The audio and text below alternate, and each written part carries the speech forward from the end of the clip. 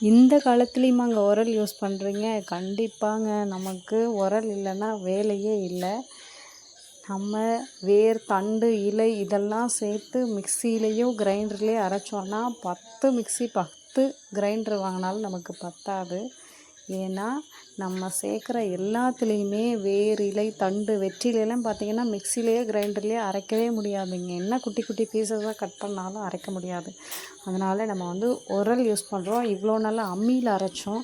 அம்மியை விட உரல் வந்து நமக்கு கம்ஃபர்ட்டாக தோணுச்சு. அதனால் நம்ம உரலுக்கு மாறியாச்சு. பார்க்குறவங்க எல்லாம் உரல் எந்த வருஷத்தில் இருக்கீங்க, அப்படி 80க்கு போன மாதிரி ஆயிடுச்சு அப்படின்னு சொல்கிறாங்க.